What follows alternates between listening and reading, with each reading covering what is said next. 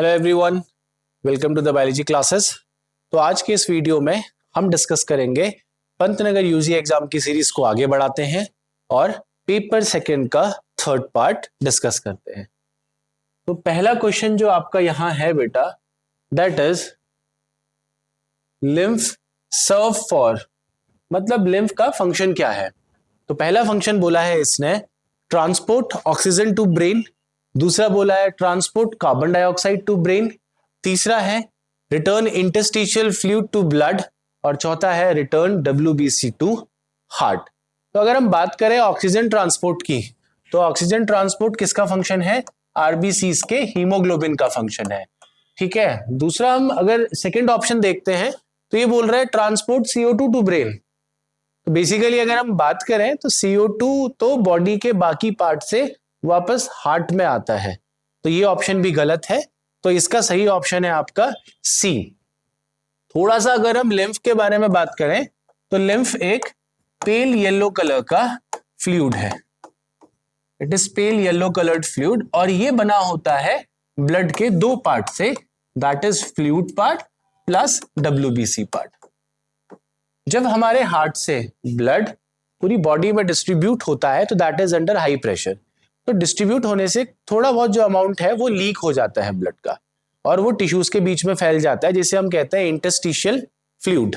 ठीक है, फिर यही फ्लूइड वापस से कहां जाएगा? जब पूरी बॉडी से ब्लड वापस कहां जाता है? हार्ट में। अगेन कैसा?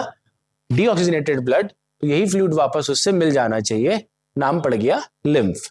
अब लिम्फ को मिडल मैन या टिश्यू फ्लूइड भी कहते हैं क्योंकि इसका काम है ये आपके आर्टरीज या मैं कहूं कि जो मेन ब्लड वेसल्स हैं उनके और आर्टरीज और बाकी टिश्यूज के बीच में मिडल मैन का काम करता है। क्या काम करता है? ये टिश्यूज तक न्यूट्रिशन सप्लाई करता है और टिश्यूज में से जितना भी नाइट्रोजनस वेस्ट है वो रिमूव करता है। तो इसीलिए हमने इसको क्या कहा? Middle man. Then the next question is enzyme catalysing electron transfer reaction.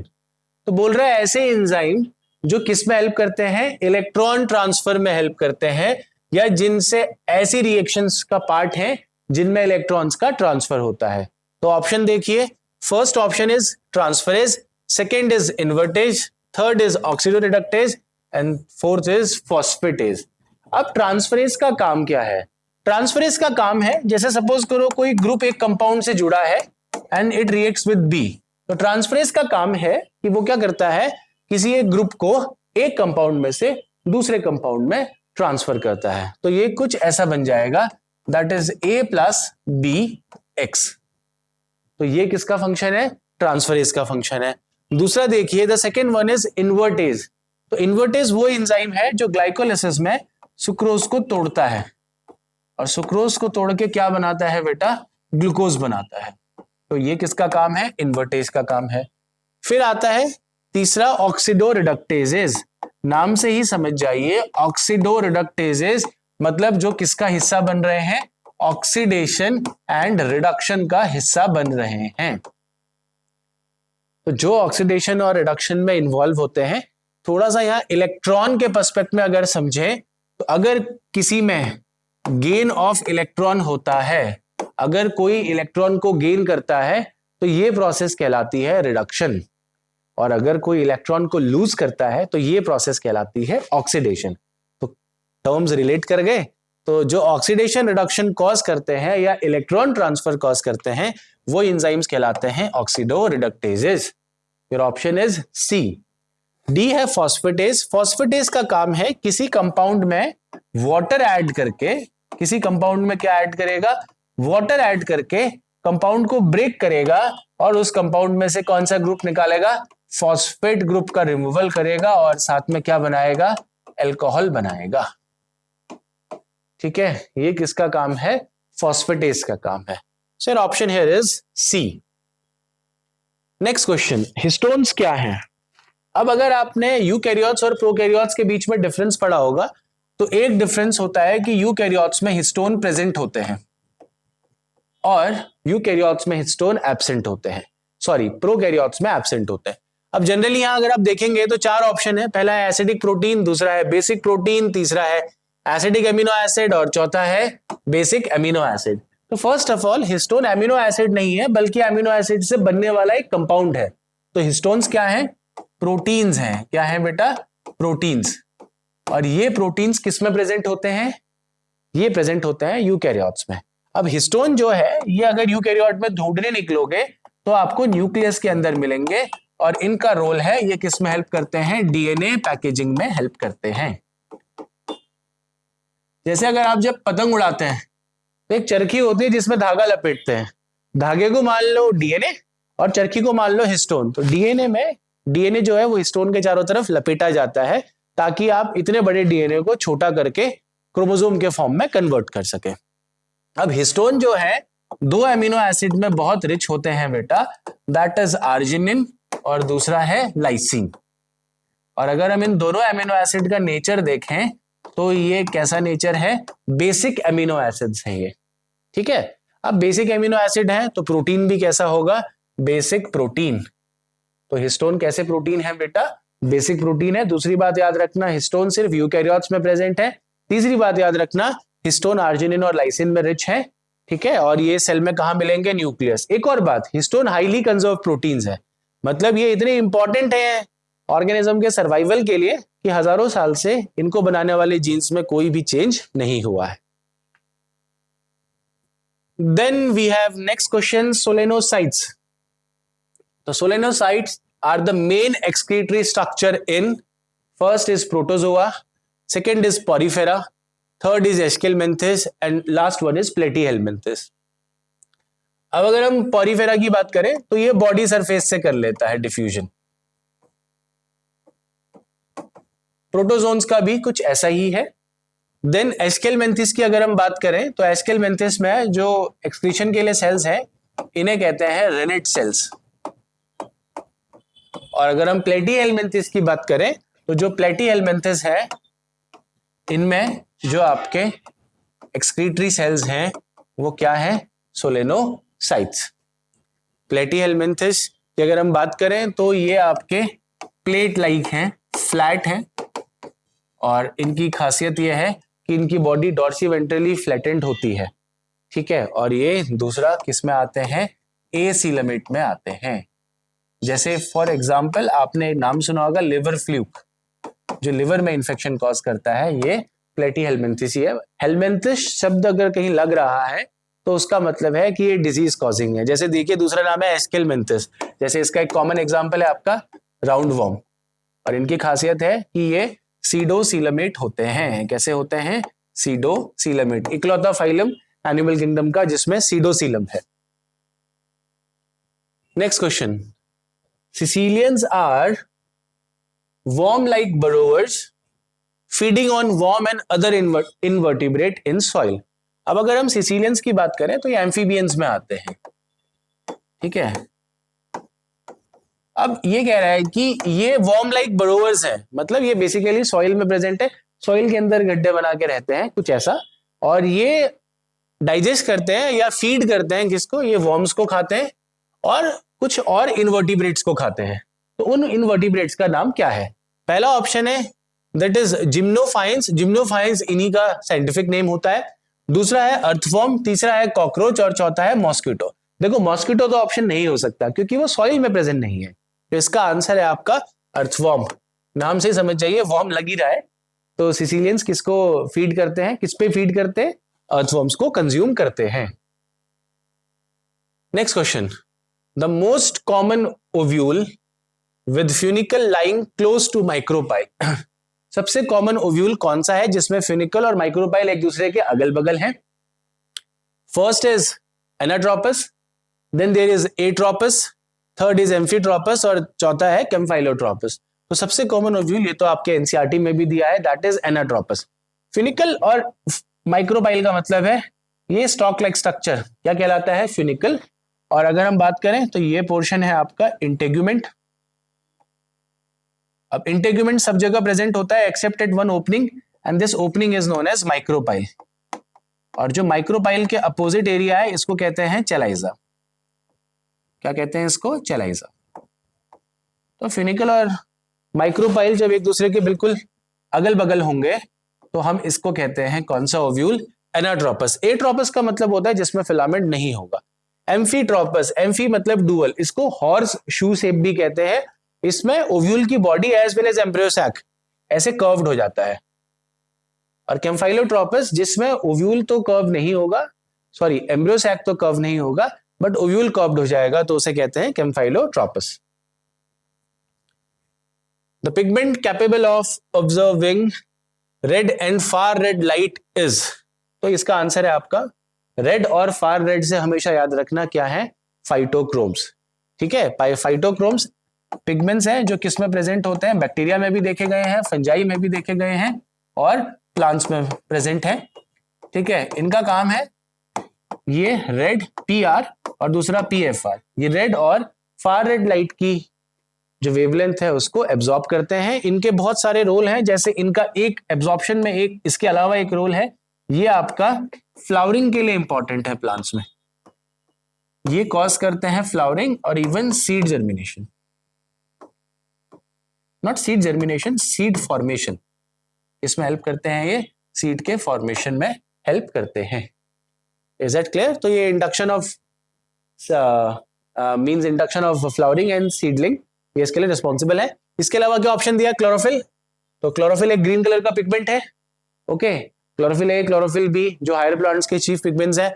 ज़ेंथोफिल and कैरोटिन्स दोनों के दोनों किस कैटेगरी में आते हैं बेटा, कैरोटिनॉइड्स की कैटेगरी में आते हैं। तो जनरली ये कैसे कलर है, ये कैसे पिगमेंट्स हैं, ये रेडिश, येलोइश या रेडिश, येलो और ऑरेंज कलर के जो पिगमेंट्स हैं, बेसिकली ये किस में आते हैं, कैरोटिनॉइड्स में आते हैं।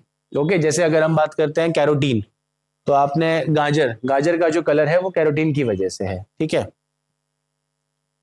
Then next is Punnett square for 3 genes has. अगर आप 3 जीन्स का पुनेट स्क्वायर बनाते हैं, पुनेट स्क्वायर क्या था, पुनेट स्क्वायर एक मेथड है जो किसने दिया, RC पुनेट ने दिया। और अगर आप नोटिस करेंगे तो पुनेट स्क्वायर मेंडल की जेनेटिक्स का पार्ट है। जो मेंडल क्रॉस बनाते थे, तो याद करिए F2 जनरेशन में आप बॉक्सेस बनाते थे, जैसे डायहाइब्रिड क्रॉस में आपने 16 बॉक्सेस बनाए होंगे।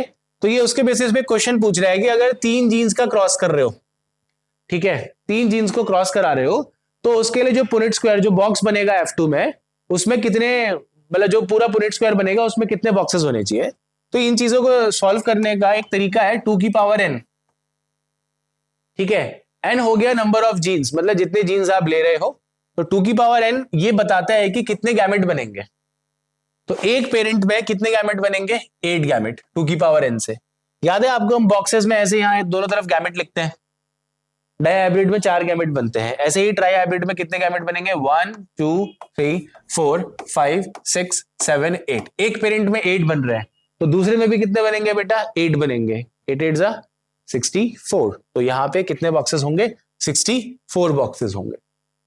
Is that clear? Use this formula for making gamete. दोनों पेरेंट में इक्वल गैमेट बनते हैं, बस दोनों पेरेंट्स के गैमेट्स को मल्टीप्लाई कर दो, you will get number of your boxes. The next question, cyathium. अब जो साइथियम है, ये कैरेक्टरिस्टिक फीचर है आपका किसका, U4BAC मेंबर का। एक प्रकार का इन्फ्लोरेसेंस है ये। अब साइथियम की एक खासियत है, साइथियम में क्या है कि अगर आप देखेंगे, ये पूछ रहा है साइथियम में बेसिकली हैज ओनली 1। तो साइथियम के एक यूनिक फीचर है बेटा कि साइथियम में सिर्फ एक फीमेल फ्लावर होता है और मल्टीपल मेल फ्लावर्स होते हैं। सिर्फ एक ही फीमेल फ्लावर होगा और कितने फीमेल फ्लावर्स होंगे, मल्टीपल फीमेल फ्लावर्स। अगर आप U4BAC का एक मेंबर देखना चाहें, तो हमारा जो रबर प्लांट होता है, जिससे रबर बनता है, रबर प्लांट, वो U4BAC का मेंबर है। तो साइथियम इनका एक यूनिक फीचर है, and in cyathium there is only 1 female flower and multiple male flowers. Again nature ने फीमेल को ज्यादा इंपॉर्टेंस दी है as compare to males. Calyx and corolla are not separable in flower called. अब कह रहा है ऐसे फ्लावर्स जिसमें कैलिक्स और कोरोला सेपरेबल नहीं है, डिस्टिंग्विश नहीं कर सकते। तो पहला है डाइक्लेमाइडस। डाइक्लेमाइडस वो होते हैं जिसमें calyx and Corolla separately form होते हैं, नाम से ही समझ जाइए, कैलिक्स और कोरोला सेपरेटली फॉर्म होता है। फिर होता है मोनोक्लेमाइडी। मोनोक्लेमाइडी का मतलब होता है कि इसमें या तो कैलिक्स होगा या फिर कोरोला होगा, दोनों साथ नहीं होंगे। ठीक है, या तो कैलिक्स होगा या फिर कोरोला होगा, दोनों एक साथ नहीं होंगे। ए पेटली का मतलब होता है जिसमें कैलिक्स और कोरोला की जगह कोई एक सिंगल यूनिट होगी। कैलिक्स और कोरोला की जगह सिर्फ एक सिंगल यूनिट होगी। तो याद करिए कैलिक्स और कोरोला की जगह होता क्या है, पेरियंथ। और पेरियंथ में एक सिंगल, उसको क्या कहते हैं, एक सिंगल अगर हम स्ट्रक्चर को पकड़े तो टेपल कहते हैं। ठीक है, लिलिएसी मेंबर में पेरियंथ एक फीचर है। और पॉलीपेटली का, तो इसका आंसर आपका सी है। पॉलीपेटली का मतलब होता है, पॉलीपेटली ये क्लासिफिकेशन में यूज करते हैं। इसके अंदर वो प्लांट्स आते हैं बेटा, जैसे बेंथम एंड हुकर ने प्लांट्स को डिवाइड किया था पॉलीपेटली और गैमोपेटली में। तो पॉलीपेटली मतलब जिनके पेटल्स जो होते हैं वो फ्री रहते हैं, that is known as polypetaly, जो फ्यूज नहीं होते हैं जिनके petals. Next question is, in phosphorus cycle weathering make phosphate available first to. अब ये क्वेश्चन आपका इकोलॉजी के रिलेटेड पार्ट से है, that is succession, not succession sorry, cycles में। ठीक है, जो जियोलॉजिकल साइकिल्स होती हैं, जैसे आपने बचपन में वाटर साइकिल पढ़ी है, कार्बन साइकिल पढ़ी है, ऐसे ही नाइट्रोजन साइकिल पढ़ते हैं। एक साइकिल होती है जिसको हम कहते हैं फॉस्फोरस साइकिल। देखो फॉस्फोरस साइकिल की सबसे बड़ी खासियत यह है, ये सेडिमेंट्री साइकिल है। सेडिमेंट्री साइकिल का मतलब है, जनरली क्या है बेटा, ज्यादातर जब हम बात करते हैं किसी भी साइकिल की, तो उसका जो मेन, क्या कहूं, रिजर्व है, जो उसका रिजर्वायर है, जहां पे वो साइकिल सबसे, जैसे नाइट्रोजन साइकिल कह रहे हैं, तो नाइट्रोजन सबसे ज्यादा कहां प्रेजेंट है, एटमॉस्फेयर में प्रेजेंट है, तो वो नाइट्रोजन आ जाती है गैशियस साइकिल में। कार्बन डाइऑक्साइड भी किस में आ जाती है, गैशियस साइकिल में आ जाती है। जब हम कार्बन साइकिल को पढ़ते हैं तो वो भी गैशियस साइकिल में इंक्लूड होती है। अब दिक्कत यह है कि फॉस्फोरस एटमॉस्फेयर में प्रेजेंट नहीं होता है। फॉस्फोरस जनरली कहां प्रेजेंट है, रॉक्स में प्रेजेंट है, चट्टानों में प्रेजेंट है, जो वेदरिंग के थ्रू चट्टान धीरे धीरे टूटती है, फिर उन्हीं वो वही सॉइल बनाती हैं, और उस जैसे बारिश हो गई, चट्टानों से पानी बहता हुआ आया, तो फॉस्फोरस थोड़ा बहुत डिसॉल्व होकर सॉइल में मिक्स हो जाएगा। तो ये आपका फॉस्फोरस की खासियत है कि ये सेडिमेंट्री साइकिल है। ठीक है, रॉक्स इसका मेन रिजर्वायर माने जाते हैं। अब ये पूछ रहा है कि जो वेदरिंग है, वेदरिंग से फॉस्फोरस टूटता है किस फॉर्म में, फॉस्फेट, मतलब फॉस्फोरस प्रेजेंट ही फॉस्फेट फॉर्म में होता है। तो ये बोल रहे हैं कि ये अवेलेबल फर्स्ट, सबसे पहले किसको अवेलेबल होगी, तो it is available to producers, it is available to consumers, it is available to decomposers and all of these. तो अभी हमने कहा कि फॉस्फेट कहां मिक्स होता है, सॉइल में। तो सॉइल में से मिनरल्स को एब्जॉर्ब करने की क्षमता किसमें है, तो सॉइल्स में से तो मिनरल एब्जॉर्ब करते हैं आपके कौन, प्रोड्यूसर, सिर्फ और सिर्फ प्रोड्यूसर। और इसी प्रोड्यूसर पे बाकी सारे ऑर्गेनिज्म डिपेंडेंट है, चाहे वो डिकम्पोजर्स हो चाहे वो कंज्यूमर्स हो। तो तुम्हारा आंसर है क्या, A, that is producer. Next question, an organic substrate bound to an enzyme and essential for the activity of enzyme is known as। अब यहां पे हम जब हम एंजाइम पढ़ते हैं, ऑप्शन देखिए, आइसो एंजाइम, एपो एंजाइम, को enzyme and hollow enzyme. Iso enzyme मतलब सिमिलर टाइप के एंजाइम्स, नाम से ही समझ जाइए। ठीक है, यहां पे हम अगर हम बात करें तो कोई भी एंजाइम जो होते हैं वो दो टाइप के हैं, सिंपल और दूसरा होते हैं कॉन्जुगेट एंजाइम्स।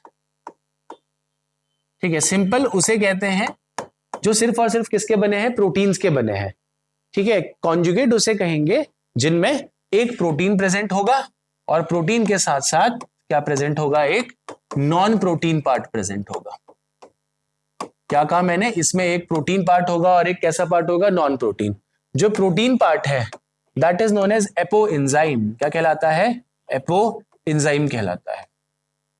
ठीक है, और जो आपके नॉन प्रोटीन पार्ट है दैट इज नोन एज आपका, ये कहलाता है आपका कोफैक्टर। क्या कहलाता है, कोफैक्टर। तो किसी एंजाइम में जो नॉन प्रोटीन पार्ट होता है एपो एंजाइम में, वो क्या कहलाता है, कोफैक्टर। अब interestingly apo enzyme plus cofactor together they are known as holo enzyme. क्या कहलाते हैं, हॉलो एंजाइम। अब जो ये कोफैक्टर है तीन प्रकार के हो सकते हैं, पहला कहलाता है कोएंजाइम, और दूसरा कहलाता है प्रोस्थेटिक ग्रुप, और तीसरा कहलाता है आपका मेटल आयंस। क्या कहलाता है, मेटल आयंस। जैसे आप पढ़ते हैं रुबिस्को, तो आप देखेंगे कि रुबिस्को की फंक्शनिंग के लिए मैग्नीशियम बहुत जरूरी है। ठीक है, तो magnesium Mg2 positive is a metal ion for Rubisco, बिना उसके ये काम नहीं करेगा। ऐसे ही अब इसका आंसर देखिए, तो आइसो एंजाइम नहीं होगा, एपो एंजाइम नहीं, इसने बोला है ऑर्गेनिक सब्सटेंस। पहली बात तो याद रखना, ऑर्गेनिक प्रोटीन नहीं बोला है इसने। Bounds to an enzyme and essential for the activity, बिना इसके एंजाइम अपनी एक्टिविटी नहीं कर सकता, मतलब सबस्ट्रेट को ब्रेक नहीं कर सकता। तो यार आंसर हियर इज कोएंजाइम।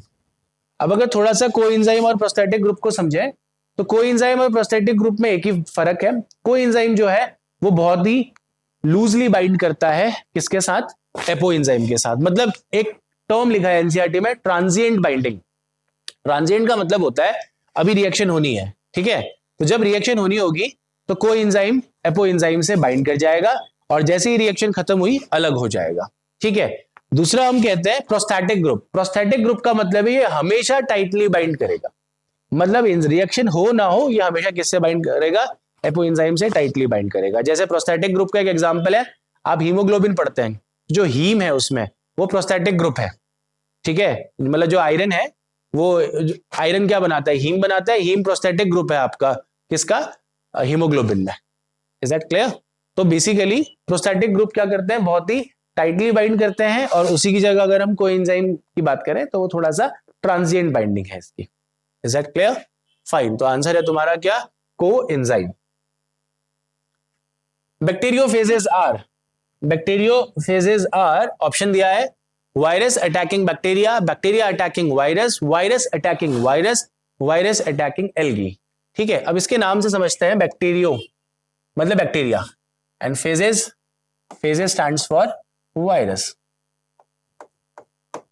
तो जाहिर सी बात है ये कौन से वायरस हैं, ये वो वायरस हैं जो किस पे अटैक करते हैं, आपके बैक्टीरिया पे अटैक करते हैं। तो बैक्टीरिया पे अटैक करने वाले वायरस क्या कहलाते हैं, बैक्टीरियोफेजेस। जैसे हम बात करें तो आपके बुक में T4 फेज दिया होगा एनसीईआरटी में, तो अगर हम उसकी बात करें तो ये कुछ ऐसा है, ये इसका हेड पोर्शन है, फिर यहाँ पे कॉलर हो गया, ये नेक वाला पोर्शन हो गया, फिर इसका टेल फाइबर्स हो गए, और इसका जेनेटिक मटेरियल क्या होगा, इस केस में double standard DNA, single standard DNA भी जेनेटिक मटेरियल होता है। तो ये वो वायरस है जो किस पे अटैक करते हैं, ये बैक्टीरिया पे अटैक करते हैं। ये बैक्टीरिया में एक प्रकार से पैरासेक्सुअल प्रोसेस भी लाते हैं, and that parasexual process is known as transduction. मतलब वायरस बैक्टीरिया में जब अटैक करता है तो कभी कभी उसमें वेरिएशन भी लाता है, जिसकी वजह से हम कहते हैं कि बैक्टीरिया में सेक्सुअल रिप्रोडक्शन से मिलता जुलता कोई प्रोसेस है, और उसको हम क्या कहते हैं, ट्रांसडक्शन। अब दूसरा ऑप्शन है बैक्टीरिया अटैकिंग वायरस, नहीं होता है ऐसा, वायरस अटैकिंग वायरस नहीं कर सकते वायरस को अटैक। क्यों? क्योंकि दोनों virus outside the body is non living, virus को लिविंग और नॉन लिविंग का कनेक्टिंग लिंक कहा जाता है, ठीक है। फिर वायरस अटैकिंग एल्गी, हाँ वायरस एल्गी को अटैक करते हैं बेटा, और उसमें भी ब्लू ग्रीन एल्गी को अटैक करते हैं, ठीक है। तो जो वायरस ब्लू ग्रीन एल्गी को अटैक करते हैं उन्हें हम कहते हैं साइनोफेजेस। क्या? साइनोफेजेस। अगर वायरस किसको अटैक कर रहा है, फंजाई को अटैक कर रहा है, अगर वायरस किस पे अटैक कर रहा है, फंगस पे अटैक कर रहा है, तो उसे कहते हैं माइकोफेजेस। ओके, नाम से ही समझ जाओ, mycology is study of fungi. Next question, red snow is due to, ये कुछ फैसिनेटिंग से मतलब चीजें हैं जो हमको एनवायरनमेंट में दिखती हैं। तो रेड स्नो, बेसिकली ये रेड स्नो जो कॉज करता है एक एल्गी है, and that algae is chlamydomonas nivalis. और इंटरेस्टिंगली क्लेमाइडोमोनास निवालिस में एक रेस्टिंग स्टेज होती है, मींस एसेक्सुअल रिप्रोडक्शन के थ्रू ये एक स्पोर बनाता है जिसको कहते हैं हाइप्नोस्पोर। क्या कहते हैं बेटा? हाइप्नोस्पोर। हाइप्नोस्पोर की खासियत है कि ये थिक वॉल्ड स्पोर है और पिगमेंटेड भी होता है, मतलब इसमें पिगमेंट प्रेजेंट होता है। तो जनरली कौन सा पिगमेंट है? रेड पिगमेंट प्रेजेंट है, इसीलिए ये कौन सा स्नो कॉज करता है? रेड स्नो, मतलब कलर इंपार्ट करता है उसको। दूसरा बोला है ट्राइकोडेस्मियम, ट्राइकोडेस्मियम इराइथ्रियम एक ब्लू ग्रीन एल्गी है जिसका काम है ये red colour of sea cause करता है। फिर आपने एक डाइनोफ्लैजिलेट्स में पढ़ा होगा गोनियोलेक्स, ये भी क्या है कि कभी कभी इतना जल्दी रिप्रोड्यूस करता है जिसकी वजह से टाइड्स का जो कलर है वो रेड हो जाता है, ठीक है। तो ये कुछ फिनोमिनन्स हैं जो हमें इन ऑर्गेनिज्म से रिलेटेड दिखती है। Next is heterothallism is best expressed by, heterothallism दो अलग अलग प्रकार के थैलस होना। ठीक है, अब ऑप्शन दिया है इसने ईस्ट, म्यूकर, पेनिसिलियम, एस्परजिलस। तो इनमें से कौन सा ऐसा फंगस है जिसमें दो अलग अलग थैलस बनते हैं? तो ये जो हेट्रोथैलिज्म है ये देखा जाता है पेनिसिलिन में। ठीक है, हेट्रोथैलिज्म का मतलब है इसकी बॉडी में, इसकी मतलब जो मेल और फीमेल फिलामेंट होंगे या मेल और फीमेल होंगे वो डिस्टिंक्ट होंगे, एक दूसरे से अलग अलग बनते हैं, मॉर्फोलॉजिकली भी ये एक दूसरे से डिफरेंट होते हैं, तो आसानी से पहचान में आ जाते हैं, इसी को कहते हैं हेट्रोथैलिज्म। ठीक है, और मेल और फीमेल फिलामेंट की बात करें तो ऑब्वियस सी बात है कि वो किसमें इन्वॉल्व होंगे? सेक्सुअल रिप्रोडक्शन में इन्वॉल्व होंगे। ठीक है, दूसरी बात करें ईस्ट की, तो ईस्ट तो इकलौता ऐसा फंजाई है जिसकी बॉडी फिलामेंट्स की नहीं बनी है या जिसकी बॉडी हाइफी की नहीं बनी है। ठीक है, ईस्ट का जनरली जो है ऐसे सेलुलर स्ट्रक्चर देखा गया है, यूनिसेल्ड होता है। म्यूकर की बात करें तो again it's a category of fungus that is included in phycomycetes. और ऐसे ही हम बात करते हैं एस्परजिलस, तो ये एक बीमारी कॉज करता है जिसको कहते हैं एस्परजिलोसिस। पेनिसिलियम के बारे में एक और बात, इसमें सबसे पहले एंटीबायोटिक डिस्कवर हुई थी जिसको कहते हैं पेनिसिलिन। किसने डिस्कवर करी थी? अलेक्जेंडर फ्लेमिंग ने, जिसको world war drug, miracle drug या एक्सीडेंटल ड्रग कहा गया था। Shape of chloroplast in Chlamydomonas. Shape of chloroplast in Chlamydomonas, green algae की एक खासियत है कि उसमें क्लोरोप्लास्ट के शेप में बड़ा वेरिएशन है। जैसे अगर आपको ऐसा शेप दिखता है तो हम इसको कहते हैं कप शेप्ड क्लोरोप्लास्ट। और ये कप शेप्ड क्लोरोप्लास्ट किसका फीचर है बेटा? आपका ग्रीन एल्गी का। ठीक है, अब इसी में हम देखें गर्डल शेप्ड कहते हैं, तो गर्डल शेप किसका फीचर है? यूलोथ्रिक्स का। स्पाइरल तो स्पेरिकल तो जनरल है। रिबन शेप्ड की अगर हम बात करें तो ये आया, इसका दूसरा नाम है स्पाइरल, तो ये किसमें मिलता है? स्पाइरोगायरा। रिबन शेप्ड मतलब कुछ ऐसा। ओके, तो ये आपके कुछ जैसे इसमें और भी होते हैं, जैसे इसमें स्टीलेट भी होता है। स्टीलेट मतलब होता है स्टार जैसा, आपको ऐसा मिले, ऐसा क्लोरोप्लास्ट मिलेगा। Okay, so these are some of the examples of chloroplast found in green algae. Next is lateral heterokont is found in. Okay, अब इसने ऑप्शन दिया है chlorophyceae, rhodophyceae, cyanophyceae and xanthophyceae. Normally xanthophyceae को अगर हम higher classification में ना जाके 12th में देखें तो 11th-12th के हिसाब से जेंथोफाइसी क्लोरोफाइसी का ही हिस्सा है, आगे चल के ये डिफरेंट हो जाता है। तो अगर हम बात करते हैं तो लेटरल हेट्रोकॉन्ट, पहले तो इसका मतलब समझ जाइए। ठीक है, लेटरल का मतलब होता है साइड में, ये बात कर रहा है इनके गैमेट्स की। तो अब इंटरेस्टिंगली अगर हम क्लोरोफाइसी की बात करते हैं तो गैमेट्स में मोटाइल स्टेज होती है। रोडोफाइसी की बात करते हैं तो रोडोफाइसी में मोटाइल स्टेज प्रेजेंट ही नहीं होती, it is absent all together. ठीक है, साइनोफाइसी की बात करें तो इसमें भी एब्सेंट होती है। अब इसने क्वेश्चन पूछा है कि जो लेटरल हेट्रोकॉन्ट है वो किस में पाया जाता है? एक्चुअली इसमें ओके ठीक है xanthophyceae, sorry xanthophyceae is another name for your phaeophyceae. अगर यहां पे उसके हिसाब से जाएं जेंथोफिल्स के हिसाब से तो हम इसको फेओफाइसी लेके चलेंगे बेटा। सॉरी, वो स्टार्टिंग वाला स्टेटमेंट थोड़ा गड़बड़ हो गया। अब यहां पे पूछ रहा है कि लेटरल हेट्रोकॉन्ट, इसका मतलब है कि जो आपका गैमेट बन रहा है उस गैमेट में जो फ्लैजिला है, ठीक है, वो लेटरल पोजीशन पे प्रेजेंट है। अगर आप ग्रीन एल्गी देखेंगे तो ग्रीन एल्गी में आपको फ्लैजिला ऐसे टिप में दिखेगा, that is known as apical position of flagella. ठीक है, अब ये कह रहा है कि लेटरल हेट्रोकॉन्ट, हेट्रो टर्म भी यूज किया है, तो ये फ्लैजिला पहले तो साइड पोजीशन में प्रेजेंट है। इसमें से भी इंटरेस्टिंगली एक फ्लैजिला जो होता है छोटा और एक बड़ा। अब इसमें से भी एक फ्लैजिला जो है उसमें टिंसल टाइप फ्लैजिला है, मतलब उसमें क्या प्रेजेंट होते हैं? हेयर लाइक स्ट्रक्चर प्रेजेंट होते हैं बेटा। ठीक है, तो ये जो लेटरल पोजीशन है फ्लैजिला की, ये कैरेक्टरिस्टिक फीचर है, याद रखना बेटा, ये कैरेक्टरिस्टिक फीचर है किसका? ब्राउन एल्गी का। तो इसका आंसर क्या होगा आपका? जेंथोफाइसी। अब रोडोफाइसी और साइनोफाइसी में तो याद रखो, cyanophyceae is blue green algae, इन दोनों में तो फ्लैजिला होता ही नहीं है। Then next question is branch conidiophores are found in. तो अगला क्वेश्चन है कि ब्रांच कोरिडियोफोर किस में मिलते हैं? इसका आंसर है आपका पेनिसिलियम। ब्रांच कोरिडियोफोर का मतलब क्या है? सपोज करो ये हाइफी है, अब आपको पता होगा फंगस की जो बॉडी होती है वो फिलामेंट्स की बनती है, दैट इज हाइफी। अब इसमें से कुछ हाइफी ऐसे इरेक्ट हो जाते हैं, ठीक है। अब ये वाला जो पोर्शन है, ये पोर्शन कहलाता है कॉनिडियोफोर। क्या कहलाता है? कॉनिडियोफोर। अब इसके ऊपर क्या होगा, इसके ऊपर ऐसे क्लब शेप के यहां पे आपको ऐसे ब्रांचिंग दिखेगी, ओके। अब इन टिप्स के ऊपर आपके किसका फॉर्मेशन होगा? एसेक्सुअल रिप्रोडक्शन के थ्रू एक स्पोर का फॉर्मेशन होगा, and that spore is known as conidia. ये स्पोर क्या कहलाता है? कॉनिडिया। तो ये पूछ रहा है कि ब्रांच कॉनिडियोफोर, अगर आप यहां देखेंगे कॉनिडियोफोर है और इसमें आपको क्या दिखेगी? इसमें ब्रांचिंग दिखेगी। तो इसका आंसर है कि ब्रांच कॉनिडियोफोर किसमें प्रेजेंट होते हैं? पेनिसिलियम में। यूस्टिलैगो की बात करें तो यूस्टिलैगो तुम्हारा बेसिडियोमाइसीटीज का मेंबर है। हम म्यूकर को डिस्कस कर चुके हैं। यूस्टिलैगोस किसका मेंबर है? बेसिडियोमाइसीटीज का। और बेसिडियोमाइसीटीज में भी एक डिजीज कॉज करता है जिसको हम कहते हैं स्मट डिजीज, ओके। ये आपका ऑडियम में स्मट डिजीज कॉज करता है यूस्टिलैगो। फिर आता है सैक्रोमाइसिस। अगेन ये किसका नाम है? ईस्ट का ही दूसरा नाम है सैक्रोमाइसिस।